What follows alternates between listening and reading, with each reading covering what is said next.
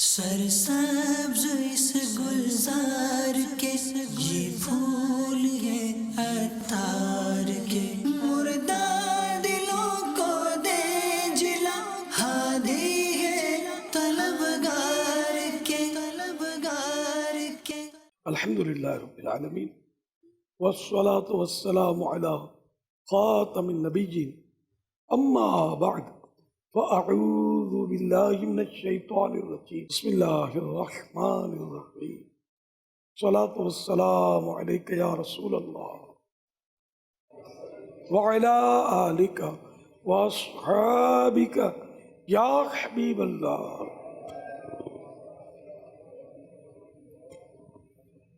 صلاۃ والسلام علیک یا نبی اللہ وعلی آلک واصحابک یا نور اللہ۔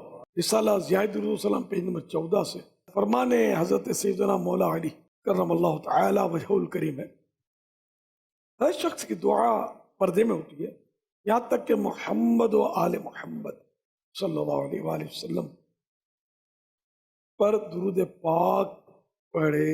صلو علی الحبیب صلی اللہ علیہ محمد وعلی آلہ وصحابہ مبارک وسلم۔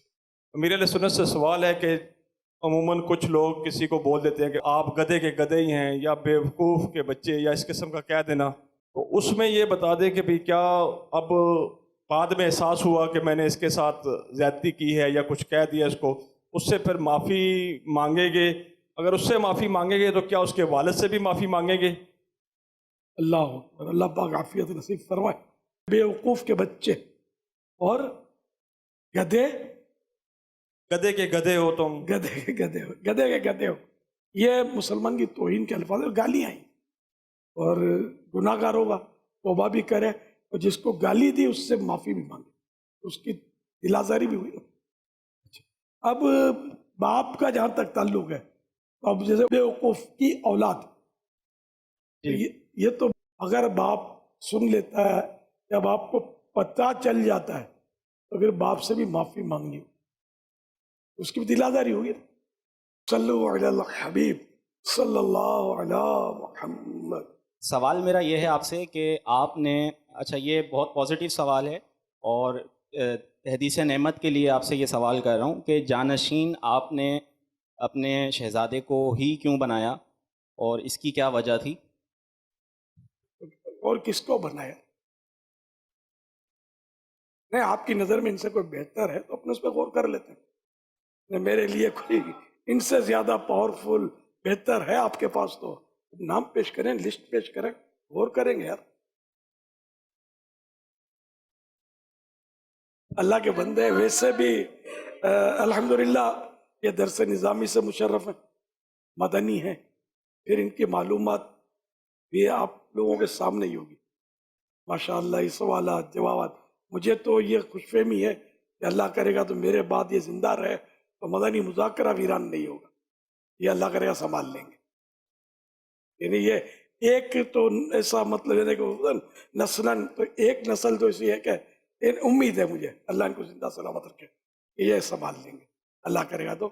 اب یہ کہ ویسے بھی اولاد کی طرف لوگوں کا رجوع زیادہ ہوتا ہے، یہ بھی ایک مطلب لوگوں کا روٹین ہے، مطلب تو اب اولاد ہے پھر اہل بھی ہو تو سونے پہ سہاگا، نہ اہل کو تو نہیں کھڑا کر دیا میں نے، یوں الحمدللہ مطلب یہ کہ آپ کے سامنے اب ان کو مطلب دھکا مار کے کسی کو لاؤں گا تو یہ بتائیے کہ مجھے نفع ہوگا یا نقصان ہوگا، اور دھکا ماروں کیوں میں؟ اس کی بھی تو کوئی سبب بھی تو ہونا چاہیے، تو اللہ کرے کہ اس کی نوبت ہی رہا ہے، اللہ کرے کہ یہ اور ترقی کریں، ان کو عروج ملے، ان کے عمل میں، ان کے تقوی میں، ان کے علم میں برکتیں ملتی رہیں، اور ایک دنیا ان سے فیضیاب ہو۔ صلو علی الحبیب صلی اللہ علی محمد۔ یا سیدی، یہاں پہ آنے کی کیفیت کچھ اس طرح کی ہے کہ محبت کھینچ لائی ہے تمہارے آستانے پہ، نگاہ لطف فرمائیے اب اپنے دیوانے پر۔ یا سیدی، اگر الفاظ گفتگو میں بے ربط ہو جائیں تو معافی کا طلبگار ہوں۔ ایک تحریر آپ کی پڑھی تھی سفر مدینہ کے حوالے سے، تو اس میں یہ جملہ کہ یا رسول اللہ کیڑا پھنسائی ہوئی ہو. تو یہ جملہ اس سے متعدد بار میں لطف اندوز ہوا، اس سے کافی لطف حاصل ہوا. تو میری اس وقت سے خواہش تھی کہ آپ کے ساتھ جب ہم کلامی کا شرف ہوگا تو اس وقت یہ آپ کے سامنے اظہار کروں گا. تو اگر آپ اس کی وجہ بتا دیں کہ یہ کیا ہوا، کیا ماجرا ہوا، تو نوازش ہوگی. سن 80 میں مدینہ شریف کی حاضری سے مشرف ہوا، اور پہلی رات تھی میری حاضری کی بھی پہلی رات. میں اکیلا ہی گیا تھا. سبز گنبد شریف اپنے جلوے لٹا رہا تھا، اور گلی میں مسجد نبی شریف کے ظاہری دروازے میں بار بار یوں چل رہا تھا. تو وہ ایک شرطی نے مجھے، جو مسجد نبی شریف کے ہی مطلب قریب اپنی حفاظت کروا رہے تھے، وہ ایک شرطی نے مجھے بلایا. آج میں حاضر ہوا، چلا. وہ بولتا ہے کہ اس نے چل کے دکھایا. اے شاہدہ، یہ کیا کرتے ہو؟ اب میں اس کو کیا جواب دوں؟ اب اس نے اس کا ساتھی اونگ رہا تھا، اس نے اس کو ٹھوکر ماری. وہ اس نے اسلحہ سنبھالا، کھڑا ہو گیا. اب مجھے اس وقت پیشاب لگا ہوا تھا، فجر کا ٹائم قریب تھا. تو مجھے ایک دم نماز کا، میں نے کہا اب خیر، ہاں وہ کب نماز کا ایک دم شوق لگا مجھے. اس نے ایک چابی سے ایک کوٹڑی کھولی، وہاں جو ایک اسٹور تھا، اسٹور روم کیا تھا، وہ اس نے کھولا کر کے. اب میں نے بولا مجھے پیشاب اتنا لگا ہے، میں یہاں پیشاب اندر کیسے کروں، فجر کا کیا ہوگا؟ تو ایک دم میرے گھبرا کر میرے منہ سے نکلا، یا رسول اللہ کدا پھنسائے ہوئے سے صلی اللہ علیہ وسلم. اللہ کی شان کیا ہے. اچھا اس وقت میرے ذہن میں ہے کہ میں نے یا رسول اللہ بولا ہے، اب تو یہ میرے کو چھوڑیں گے نہیں. تو ایک دم اس کو ہنسی آ گئی میری دیکھی جو بے بسی. تو رحم آیا لیا یا ہنسی آ گئی؟ اس کو ہنسی آ گئی تو وہ خود ہی دروازہ بند کر دیا، یا سرکار نے اس کے دل میں ڈالا میرا مہمان ہے، بس بس ہوا. تو وہ لاک کیا. اچھا پاسپورٹ پوچھا تو پاسپورٹ بھی نہیں تھا میرے پاس. پاسپورٹ دوست کے گھر پر ہے. میری زلفیں اس وقت بڑی بڑی تھی. میں ڈائریکٹ مدینہ شریف حاضر ہوا تھا. عمرہ شریف وہ نے عمرہ یا حج کچھ کیا نہیں تھا، میں نے ڈائریکٹ مدینہ. جدہ شریف سے مدینہ بائی روڈ آیا تھا، لمبا طویل سفر تھا. اسی دن آیا تھا، میں دوپہر کے وقت پہنچا تھا مدینہ. خیر یہ ہوا تو اب پاسپورٹ بھی نہیں، اور پاسپورٹ نہ ہونا بھی ایک ڈائریکٹ، میرے کو پتا نہیں تھا، میرے جیب میں نہیں تھا. اچھا یہ زلفیں، بولا یہ کیا ہے؟ میں نے کہا سنت سننا. چلا نہیں سا سننا، میری داڑھی یوں کی، یہ سنت ہے. اور پھر میرے کو بولا اچھا دیکھو سر یہ ختم کر دو، نہیں رکھنا ہے. اس سے اگلے سال ایک کیس ہوا تھا کہ کچھ لوگوں نے کعبہ شریف پر کچھ گستاخی کی تھی، اور یہ اس وقت تو بہت مشہور تھا. نیو جنریشن کو ہو سکتا ہے پتہ نہ ہو، تو بزرگوں کو یاد ہے، بڑوں کو. سن 80 میں کچھ 79 میں، اور یہ 80 کا واقعہ میرا. 79 میں کچھ بدنصیبوں نے کعبہ شریف کو سمجھو کہ اپنے زوم فاسد میں، اپنے ناپاک خیال میں انہوں نے وہ یریغ مال بنا لیا تھا. تو جیسے وہ میرے گھر پر کوئی اس طرح گھس گیا تو میں نے گھر پر قبضہ کر لیا تھا. یہ وہاں اس طرح یہ ہوئے تھے، اور بھگدڑ مچی تھی، اور کئی لوگ شہید ہوئے. پھر آخر کار پاکستان کے جوانوں نے، فوجی جوانوں نے ان کو پکڑا تھا. اور یہ تھے داڑھی اور لمبی لمبی زلفوں والے. وہاں یہ میری کڑی یوں انہوں نے یہ نکال دو. ان کو شاید رحم تو آ گیا تھا میرے پر کہ یہ ان میں سے نہیں ہے. الحمدللہ میں ہوں بھی آپ کے ساتھ بیٹھا ہوں الحمدللہ. تو خیر یہ یوں میں بال بچ کے، حالانکہ پاسپورٹ بھی نہیں تھا جیب میں میرے. پھر بھی انہوں نے بولا کہ یہ نکال دینا. میں نے کہا انشاءاللہ. اب میں نے ان کا وعدہ نبھایا تھا، میں جا کر میں نے اس کو صاف کروا دیا تھا. یہ جو یادداشت کے مطابق اس طرح کا واقعہ ہوا تھا. صلو علی الحبیب صلی اللہ علی محمد. وقف کے پانی سے کیا وضو پر دوبارہ وضو کیا جا سکتا ہے؟ عرض یہ کہ پہلے کے دور میں یہ ہوتا تھا کہ لوگ مسجد کو پانی نمازیوں کے وضو کے لیے دیا کرتے تھے. اس میں تو 3 کے بدلے اگر 4 بار بھی دھویا تو وہ گناہ گار. وقف کے پانی کا استعمال جو تھا اس کا اپنا وسائل تھے. اب کیا ہوتا ہے کہ وہ پانی موٹر چلتی ہے، بجلی کے ذریعے پانی زمین سے یا کسی طرح بھی پائپوں سے لیا جاتا ہے اور وہ پانی جو ہے اس سے لوگ وضو کرتے ہیں. تو یہ مائع وقف جو وہ تھا اس میں اور اس میں فرق ہے. یہ وقف کا پانی نہیں ہے، تو اس کے احکام وہ نہیں ہے. وضو پر وضو اس موجودہ دور میں جو عرف ہے مسجد کے پانیوں کا، اس کے مطابق وضو پر وضو کر سکتا ہے. واللہ تعالی اعلم ورسولہ اعلم عز وجل وصلی اللہ تعالی علیہ وآلہ وسلم. صلو علی الحبیب صلی اللہ علی محمد. اگر مغرب نماز پڑھ رہا ہے بندہ اور اس نے چوتھی رکعت کے لیے وہ کھڑا ہو گیا، تیسری میں قاعدہ بھی کیا، چوتھی کے لیے کھڑا ہو گیا، اور چوتھی رکعت کے سجدہ سے پہلے اگر اس کو یاد آ جاتا ہے کہ میں چوتھی رکعت میں ہوں، تو اب اس کو کیا کرنا ہے؟ بیٹھ جانا ہے یا نماز کی اس رکعت کو پڑھ کر دو رکعتیں ملا کر 5 کر لیتا ہے تو کیا حکم ہوگا؟ اس کو پلٹنا ہوگا، پہلا سجدہ نہیں کیا نا ابھی، جی اس کو پلٹنا ہوگا اور سجدہ سہو کر لے. صلو علی الحبیب صلی اللہ علی محمد. یا مرشدی، آپ کی بارگاہ میں میرا یہ عرض ہے کہ اس شعر مرشد دا دیدار بے باہو مینو لکھ کروڑا حجا ہوں کا مطلب اور اس کی وضاحت ارشاد فرمائیے. مرشد دا دیدار باہو میں نے لکھ کروڑا حجا ہوں، اس کا مطلب مکے کا حج نہیں ہے، مطلب مراد کعبے کا حج اور فرض اتر گیا یہ نہیں ہے. ارے وہ اپنی عقیدت کا اظہار کرے کہ میرے پیر صاحب کا دیدار میرے نزدیک تو لاکھوں کروڑوں حج کے برابر ہے. یہ ایک مطلب وہ مبالغہ ہے. اس سے مراد وہ حج نہیں ہے جس کے وہ مخصوص مناسک ہے، احرام بھی ہوتا ہے. وہ نہ یہ حدیث شریف ایک شعر ہے بزرگ کی طرف منسوب، اس پر کوئی بھی حکم شریعت تو نافذ نہیں ہوگا. شرن کو حرج بھی نہیں ہے.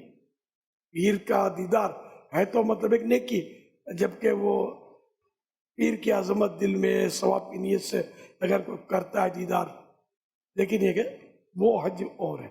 صلو علی الحبیب صلی اللہ علی محمد.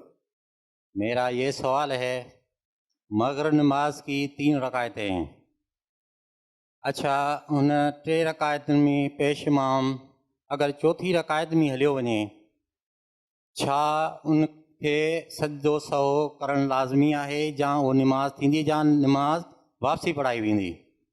اگر مغرب یہ 3 رکعت کرنا پو قادو ہی نتو کرے، قادو نتو کرے، ابو تھی اتحیات تو کان پڑی ابو تھی ہو، ان کے پہلے سجدے جے قبل یاد اچھی ویو تو سجدے سہو کرے ان کی فرض نماز تھی ویندی. اگر چوتھی رکعت جو سجدو پہلو سجدو کری گری ان جا فرض جیکا ہے باطل تھی ویا، کیونکہ یہ قادے اخیرہ فرض ہو اونا کری ہوئی، فرض ان جا خلاص کیا. ہاں یہ 4 رکعت پوری کرے یعنی چوتھی جو سجدو کری گری پوری کری گی نہیں، پہلو سجدو کری تو بیو سجدو بھی کری گی، یہ 4 نفل ہو گئے. تمہارا لی کہ ہاں فرض ان کے پڑھنا پوندا، فرض باقی یہی جا سمجھو نفل تھی گیا. قادہ اخیرہ کر لیا تھا مغرب میں، اب اگر کھڑا ہو گیا تو اس کا بھی حکم بیان فرما دیں. مغرب کے 3 فرض پر اس نے قادہ کر لیا، فرض تو اس کے بچ گئے، قادہ اخیرہ کر لیا نا. اب یہ چوتھی کے لیے کھڑا ہو گیا، سجدہ پہلا سجدہ کرنے سے پہلے بیٹھ گیا، یاد آ جائے تو سجدے سہو کر لے اور نماز پوری ہوئی. اور اگر یہ پہلا سجدہ کر لیا اس کا، اب دوسرا سجدہ بھی کرے اور ایک اور رکعت ملا لے، یوں اس کے یہ 3 فرض ہو جائیں گے، 2 اس میں نفل شامل ہو گئے. سجدے سہو کرے گا اس میں، نفل اس کے 2 ہو جائیں گے. اچھا اگر اب چوتھی رکعت پر بھی سلام پھیر دیتا ہے، مستحب بہتر ہے کہ وہ 5 رکعتیں پوری کرتا. پھر نہیں کی تو 4 پر، تو پھر وہ آخری رکعت جو ہے نا، اس کا مطلب یہ کہ یہ نفل نہیں ہوں گے اس کے، یہ 1 رکعت نہیں ہوتی نفل. نہ کوئی ہمارے پاس ہمارے یہاں کوئی 1 رکعت کی نماز ہوتی ہے، 3 کی تو ہے، مغرب ہے، وتر ہے. صلو علی الحبیب صلی اللہ علی محمد. ہم سنتے ہیں کہ تقوی کے متعلق کہ زاد راہ بہترین ہے تقوی، اور ہدی للمتقین، متقین قرآن جو ہے یہ متقین کے لیے ہدایت ہے. تو تقوی کے متعلق باپا کیا ہے تقوی، اس کی اہمیت ہو، اور یہ کیسے محسوس ہو کہ میرے اندر تقوی ہے؟ ہم بعض اوقات اپنے وہم میں سوچ رہے ہوتے ہیں کہ میں متقی ہوں، تو تقوی کسے کہتے ہیں، اس کا مفہوم، اور یہ کیسے حاصل ہو؟ تقویٰ کی مختلف قسمیں 6 یا 7 قسمیں. تو صراط الجنان میں اعلیٰ حضرت امام احمد رضا خان رحمۃ اللہ علیہ کے فرمان کے مطابق تقویٰ کی 7 قسمیں، 7 kinds. نمبر 1، کفر سے بچنا. تو یہ تقویٰ ہر مسلمان کو حاصل ہے کہ وہ کفر سے بچا ہوا ہے. تقویٰ کی یہ قسم مسلمان، اس کے بغیر کوئی مسلمان ہو ہی نہیں سکتا، یوں ہر مسلمان متقی ہوا. نمبر 2، بد مذہبی سے بچنا. الحمدللہ یہ تقویٰ بھی ہم کو حاصل ہے. میں ہوں سنی، رہوں سنی، مروں سنی، مدینے میں بقیع پاک میں بن جائے تربت یا رسول اللہ صلی اللہ علیہ وسلم. نمبر 3، کبیرہ گناہ سے بچنا. اب یہ تھوڑا درجے بڑھ رہے. نمبر 4، صغیرہ. کبیرہ مانے بڑا، صغیرہ یعنی چھوٹا. کبیرہ یعنی بڑے گناہ سے بچنا، صغیرہ یعنی چھوٹے گناہ سے بچنا. نمبر 5، شبہات سے پرہیز کرنا. جس چیز میں شک ہو اس سے بھی بچنا. نمبر 6، نفسانی خواہشات سے بچنا. نمبر 7، اللہ تعالی سے دور لے جانے والی ہر چیز کی طرف توجہ کرنے سے بچنا.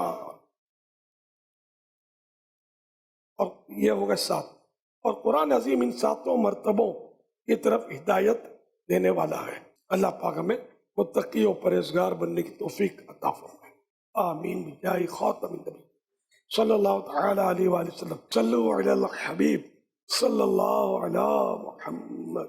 میرا آپ سے سوال تھا کہ ہم اپنے جو سوشل ڈیلنگ ہے، اپنی مطلب ڈیلی لائف میں لوگوں سے ڈیل کرنا، اس کو کیسے بہتر بنا سکتے ہیں؟ یعنی اپنے تعلقات میں بہتری کس طرح لائی جا سکتی ہے؟ مس انڈرسٹینڈنگ سے کس طرح بچا جا سکتا ہے؟ مسکرانا سیکھ لیں. مسکرانا سیکھ لیں. آپ یہ ابھی تو آپ مسکرا رہے ہیں، لیکن یہ کیا عام روٹین میں ایک تعداد ملے گی جو مسکراتی نہیں ہے، تو پھر وہ ڈیلنگ میں ناکام رہتی ہے. سب سے اچھی طرح شاش بشاش انداز میں ملے. یعنی ملنے کا ایک مطلب مدنی پھول ہی ہے کہ اگر یہ نصیب ہو جائے تو بڑے نصیب کی بات ہے کہ جب ہم کسی سے ملیں، ہے نا، تو اس طرح ملے کہ سامنے والے پر امپریشن پڑے کہ مجھ سے مل کر اس کو بہت خوشی ہوئی ہے. جی ماشاءاللہ. ہاں، یعنی اس کو اپنائیت. اس طرح کسی کا فون ریسیو کیا تو وہ یہ سمجھے کہ میرا فون پا کر تو یہ خوشی سے باغ باغ ہو گیا ہے. یہ ایک مطلب ایسا گر ہے کہ اس کے ذریعے ہم دین کا کام بہت کر سکتے ہیں، اور سچی بات ہے کہ دنیا کا کام بھی کر سکتے ہیں. کوئی بھی اپنا کاروباری ہے وہ تو اس طرح آدمی جو ہے نا وہ قریب آئے گا، اس کو مزہ آئے گا. اب بالکل بور اسٹائل میں، پھر طنزیہ لہجے میں گفتگو، مسکرانا نہیں، اور مطلب گھورنا، آنکھیں گاڑنا اس پر. تو اس طرح مطلب آدمی جو نفسیاتی طور پہ سائیکولوجیکلی وہ سیٹ نہیں ہوتا. جو ڈاکٹر ملنسار ہوتے ہیں हमारी उसमें मोहब्बतील है बोलते, मोहब्बतील है, ये मोहब्बत वाले होते हैं, इन डॉक्टर के यहाँ क्लिनिक पर रश मिलेगा, भले उसकी कोई डिग्रियां ना हो, ओनली MBBS हो। और जो डॉक्टर बड़ी डिग्रियों वाले होते हैं, पता नहीं वो डिग्री कुछ इन पर कंट्रोल करती है क्या, तो वो मुस्कुराना कम होता है इनका। बड़े डॉक्टर्स को जो एक्सपीरियंस है मेरा, मुस्कुराएंगे कम, लोगों को लिफ्ट कम देंगे, ये अब हर तरह के होते होंगे। तो ये कि गुजराती कहावत है, हंसे तेनु घर वसे, जो हंसता है उसका घर बसता है। माशाल्लाह। हमदर्दी सीख ले लोगों की, लोगों के दुख दर्द में हिस्सा ले, दुख बटाएं, जरूरत हो तो इनकी मदद करें। चलो माली मदद में तो और नफ्स आड़े आता है, बाद ऐसी इमदाद होती है जिसमें माल की जरूरत नहीं होती है ना, मगर वो मदद होती है। तो इस तरह मतलब है कि लोगों में, माशरे में आप मकबूलियत हासिल कर सकते हैं। मशवरा दे तो अगर मशवरा देना है तो देना ज़रूरी है, तो 100% परफेक्ट दे, इसमें चक्कर ना हो, झूठ ना हो, धोखा ना हो कि ये वाजिब है। मशवरा दें तो दुरुस्त मशवरा दें, अपनी तरफ से जो अपना ज़मीर मानता है कि भाई ये दुरुस्त है, तो वो दुरुस्त मशवरा दिया जाए, ना गलत ना दिया जाए। कि मशवरा देने वाला अमीन होता है, अमानतदार होता है। सल्लु अला हबीब सल्लल्लाहु अला मुहम्मद। हुजूर, जो आप हुलिया, जो आपका ज़ाहिरन अच्छा भी है, अल्लाह पाक इसको सलामत रखे। सफ़ेद हुलिया जो आप अपनाते हैं, ये आपका कब से जहन बना, और शायद आपको किसी ने तनकीद भी की होगी, तो आप अब तक कायम दायम हैं, ये आपको जहन में कैसे आपको आया? सफ़ेद हुलिया जी लिबास। अच्छा, ये सालाना इज्तिमा हो रहा था, शायद पहला ही इज्तिमा था, या हो सकता है पहला ही हो या दूसरा होगा। ककरी ग्राउंड में जब हो रहा था, तो एक मरहूम हाजी इसहाक, ये एक साईं भाई थे, वो हमारे करीब आ गए थे, शामिल हो गए थे दावत इस्लामी में। इन्होंने मुझे कहा कि सफ़ेद कुर्ता और पाजामा और ये शलवार, ये जो भी अब सफ़ेद लिबास अब की तरकीब हो जाए ना, तो ककरी ग्राउंड में सालाना इज्तिमा में सब सफ़ेद सफ़ेद नज़र आएंगे ना, बहुत अच्छा मंजर होगा। मुझे ये बात पसंद आई, मैंने मतलब सफ़ेद की तरकीब शुरू कर दी, आहिस्ता आहिस्ता आहिस्ता। अल्हम्दुलिल्लाह अब सफ़ेद अच्छा चला, लेकिन फिर इसमें अब स्पीड ब्रेकर आ गया, ज़ोरदार आ गया, क्योंकि हमारे पास इस हुलिये वाले, इमामे वाले बहुत ज़्यादा नहीं है, दाढ़ी वाले हैं, लेकिन इमामे वाले कम है। अब जैसे ये इमाम जगमगा रहे ना, यहाँ से निकले फिर देखना नहीं, ये नहीं पहनते इमामे। एक तादाद है, बल्कि शायद अक्सरियत सारा दिन इमामा नहीं बांधती होगी, ये बस यहाँ आए तो पहन लिए। वही जामियतुल मदीना के तलबाए किराम जो हैं, ये जामियतुल मदीना के बेचारे समझते होंगे ये यूनिफॉर्म है हमारा। यूनिफॉर्म तो है, लेकिन है तो सुन्नत। इनको इतना कोई शायद बताता नहीं हो, बताए कौन? खुद अब खूबसूरत टोपी पहनता हो तो किसने बोलना आपको कि तुम इमामा बांधो, मैं तो वो फुला टोपी पहनूंगा, टेक्निकल, समझे? यूँ मतलब हमारे यहाँ हिसाब किताब तरह तरह का खूबसूरत टोपी पहनने का रवाज बढ़ता जा रहा है। अब ये कि और तराश खराश वाले लिबास और बिल्कुल मॉडर्न स्टाइल के वो लिबास, बनियान वगैरह इतने ज़्यादा हो गए कि अब इन सबको हम माइनस तो नहीं कर सकते ना। दावत इस्लामी लिबास की तहरीक तो नहीं है, अपने ईमान बचाओ तहरीक है, लोगों के ईमान बचाने और मस्जिदों में इनको लाना है। तो यूँ फिर हमने वो इसको पहले सब्ज इमामा जो था उसको भी हमने, पहले सब्ज था बरसों तक रहा, उसकी भी हमने कैद उठाई। सख्ती तो वैसे भी नहीं थी, लेकिन तरगीब थी ना, अब वो सब्ज की भी तरगीब नहीं है। तो अब यूँ इस इमामे की भी, बल्कि मुतलक इमामे की अब ज़्यादा तरगीब रही नहीं है। मैं देता रहता हूँ इमामा बांधो, लेकिन मैं रंग का आपने नहीं सुना होगा कि मैं कहूँ सफ़ेद इमामा बांधा करो। सुना किसी ने मुझसे? ये तरकीब बनने के बाद की बात कर रहा हूँ, सुना है तो बता दें कि मैंने कोई اعلان کیا ہو اس طرح کا کہ سفید باندھا کرو، انشاءاللہ کوئی بھی نہیں بتائے گا میں، کیونکہ اب ہم نے جب تنظیمی طور پہ طے کر لیا کہ کوئی سے بھی رنگ کا امامہ باندھنا چاہے باندھ سکتا ہے، اس نے پھر یہ کہ اس کو ہم لے کے چل رہے ہیں. اس طرح وائٹ سفید کپڑا، بے شک میں سفید ہی پہن رہا ہوں، لیکن میں کسی کو بولتا نہیں کہ رنگ، کسی کو کبھی تنہائی میں کہا ہو یا کوئی بات نکلی ہو تو سفید کی حمایت کی، وہ ایک الگ صورت ہے. میں نے اعلان وغیرہ نہیں کیا میں نے کہ سفید پہنا کرو سفید پہنا کرو. ہاں یہ اپنے جامعات المدینہ کے لیے سفید کا میں نے پیغام دیا تھا، کیونکہ اسکول دنیاوی جو بھی ادارے ہوتے ہیں ان لوگوں کے اپنے اپنے یونیفارم ہوتے ہیں. تو اب یہ کہ کوئی اب ٹی شرٹ میں آ رہا ہے تو کوئی مطلب طرح طرح کے الٹے پلٹے لباس، تو یہ تھوڑا جم نہیں رہا تھا. رنگین لباس طرح طرح کے ٹیکنیکل کہ یار کم از کم جامعۃ المدینہ کے طلباء کرام ایک یونیفارم میں ہوں. تو یوں ہم نے یہ سفید کی ترکیب بنائی. تو اب بھی بس جامعۃ المدینہ کی حد تک یہ طلباء پہنتے ہیں، بعد میں مرضی ان کی کیا کر سکتے ہیں. میں ترغیب دیتا ہوں، امامے کی دیتا ہوں، ان کو یہ بھی نہیں کہتا کہ سفید ہی پہنا کرو. طلباء کو بولتا ہوں امامہ باندھا کرو، سنت ہے، تم مطلب جامعۃ المدینہ کے بعد کیوں نہیں پہنتے ہو امامہ؟ سنت و برا لباس یہ بھی عرض کرتا ہوں.